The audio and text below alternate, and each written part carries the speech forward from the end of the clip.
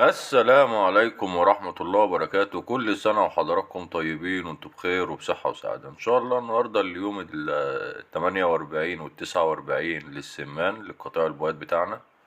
وزي ما احنا متعودين احنا بنتابع القطيع بشكل مستمر من اول ما فرزناه خالص من عند اول 32 يوم.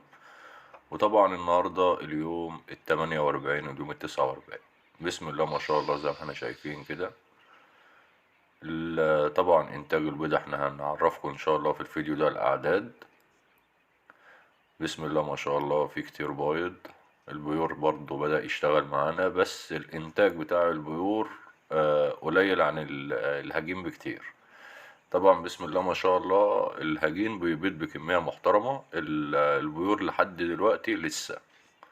فاحنا برضو هندي لكل حاجة فرصتها لحد ما الكل يكتمل البيض ان شاء الله.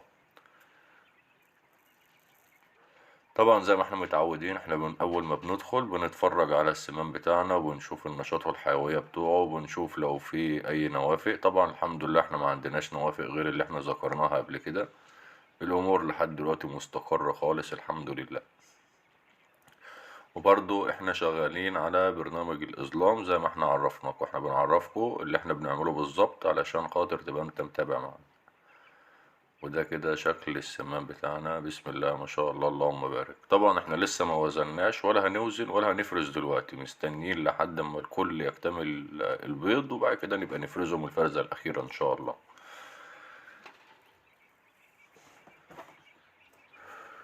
بسم الله ما شاء الله اللهم بارك. طبعا يا جماعة النهاردة احنا شغالين بحاجة اسمها بريمو فيت. بريمو فيت ده بتاع مفيد جدا للبيض وأحماض وأملاح. وطبعا احنا في فيديو للعلاجات نزلته قبل كده، تقدر تشوف العلاجات اللي احنا بنستخدمها. لسه ما استخدمناش اي حاجة تاني، لسه شغالين بالعلاجات اللي احنا عملناها قبل كده. طبعا احنا هنا بعد ما احنا خلصنا الشغل بتاعنا في اليوم ده وحطينا لهم الاكل المظبوط. طبعا يا جماعة احنا بنأكل حوالي 45 جرام يوميا. كل فرخ بياكل 45 جرام علف بياض. طبعا بنأكل علف بياض بروتين 18%. ده بالنسبة للسمان. وزي ما انتوا شايفين كده بسم الله ما شاء الله اللهم بارك.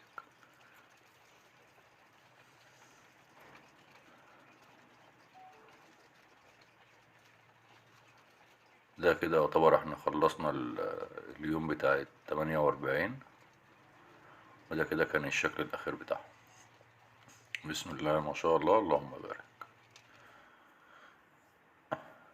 احنا دخلنا بقى عند اليوم 49. برضو شغالين بنفس العلاج اللي هو الفيتامينات والأحماض الأمينية علشان خاطر نظبط إنتاج البيض. وبرضو البيضة اللي هي بتبقى جاية خفيفة ديت ما فيهاش خالص بدون قشر ديت بتتظبط ويبقى نقص فيتامينات وأملاح. فاحنا بدأنا نظبط الفرخ وبسم الله ما شاء الله إنتاج البيض كان اليوم 48 كان 182 بيضة. النهاردة الحمد لله اللهم بارك 206. يعني في كل يوم حوالي 20 بيضة أو 25 بيضة بيزيدوا يومي بشكل مستمر إن شاء الله.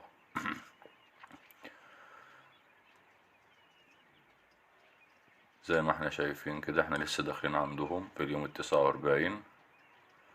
بسم الله ما شاء الله اللهم بارك. احنا بنبص على الانتاج البيض. طبعا احنا حاطين في كل دور 15. فحاليا لقينا عند الهجين 12 و13 و14. طبعا ده لسه مبشتغلش ما اكتملش. وهنا برضو لسه ما اكتملش. زي ما انتوا شايفين البطارية دي بدأت تشتغل معانا اللهم بارك. احنا بنوريكم الفرخ عمل ازاي. بسم الله ما شاء الله اللهم بارك. حاجة محترمة سلالة نظيفة. يعتبر احنا كده هنأكلهم ونلم البيض وبعد كده يبقى خلصنا اليوم 49. زي ما انتوا شايفين كده احنا خلاص خلصنا اليوم بتاعنا. بنحط لهم الأكل بقى وبنراجع عليهم مرة أخيرة. بنطمن برضه قبل ما نمشي. طبعا بنسيبهم شوية على ما ياكلوا وبعد كده بنطفي عليهم النور.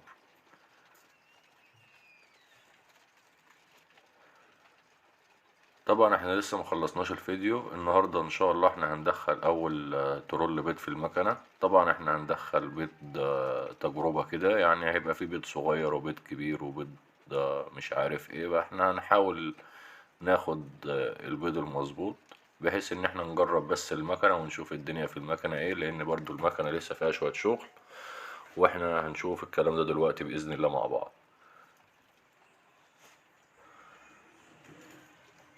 طبعا لازم تتابع القطيع بتاعك بشكل مستمر وبشكل يومي. لازم تسجل كل يوم انتاج البيض قد ايه، النوافق قد ايه، العلاجات بتستخدم علاج قد ايه وبكام. طبعا في حاجات لازم تبقى ماشي عليها، حتى لو عندك عدد صغير، حتى لو عندك 50 مية لازم تحسب التكلفة بتاعتك عشان خاطر تعرف الفرق. تعرف مثلا التكلفة عاملة كام، المشروع يجازي معاك ولا ما يجازيش. هتبيع بايه، هتبيع بيض ولا هتبيع سمان ولا هتبيع كتكوت ولا هتبيع ايه بالظبط.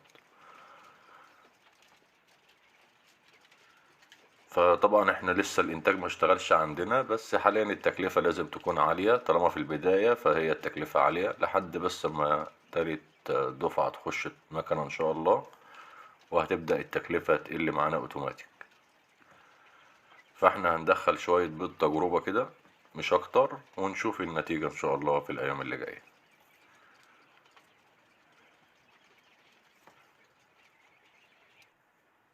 هنا بقى رحنا المكنة زي ما انتوا شايفين، ده البيض اللي احنا محوشينه بقالنا 6 ايام. طبعا انا من ساعة ما وصل عندي انتاج البيض لحوالي 100 بيضة في اليوم او 110، قلت حلو اوي كده. وطبعا دي المكنة متبهدلة خالص زي ما انتوا شايفين، ومتعفرة وطالع عينها. طبعا احنا ركبنا الموتور الجديد بتاع المكنة، وده حوض الرطوبة فيه مشكلة كده بنعملها.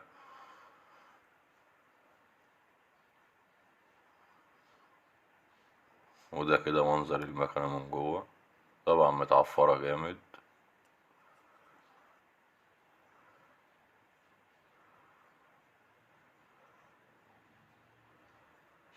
وده الترولات بتاعتنا، باقي الترولات اهي.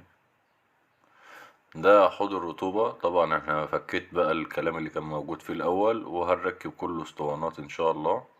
اهو ده اللي كان موجود فيه قبل كده. فاحنا بقى هنشيل الكلام ده كله ونركب اسطوانات اللي هي بتاعة الرطوبة. الاسطوانات دي بتعلي الرطوبة جامد. لو انت بتدور على تعلية الرطوبة فانت تعمل الحوار بتاع السيخ والحوض ده. طبعا هنا احنا غسلنا الفقاسة زي ما انتوا شايفين.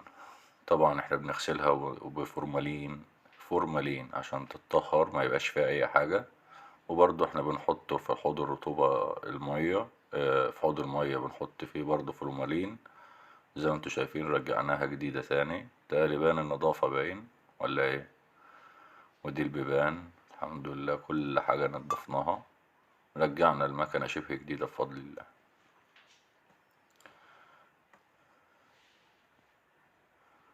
زي ما انتوا شايفين طبعا كل ده بيفرق في نسبة الفأس، وبيفرق في الإنتاج، بيفرق في حاجات كتير جدا. ده بقى حوض الرطوبة. ده بعد ما احنا خلصناه، طبعا قعدت فيه 4 ساعات على ما كسرت الزيادات ديت. وكده فاضل ان احنا نقوم نشغله. زي ما انتوا شايفين بسم الله ما شاء الله، عمود تقليب حوالي 1.5 متر. هنا بقى قلنا نشغل المكنة ونشوف النتيجة، وزي ما انتوا شايفين كده احنا طبعا هنبيتها الليلة دي، وان شاء الله ندخل الترول الصبح بإذن الله على ما المكنة تشتغل وتجيب درجة الحرارة.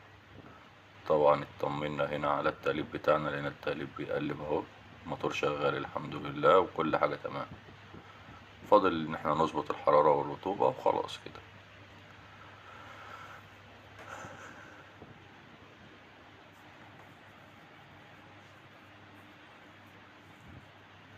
طبعا هنا تاني يوم، لا ده لسه في نفس اليوم، لسه الحرارة 18. احنا هنا سايبين المكنة تشتغل بقى مع نفسها لحد ما تجمع الحرارة. تاني يوم اهو الحرارة واصلة معانا 37.4، والرطوبة واصلة معانا 59. طبعا احنا هننزلها لحد 60 ونقف على كده، هنقف عند 60. تمام كده احنا خلاص شغلنا المكنة بتاعتنا وجابت الحرارة بتاعتنا، خلاص كله تمام. هندخل بقى بإذن الله كام طبق التجربة اللي احنا عملناها، وهنا المكنة وهي شغالة.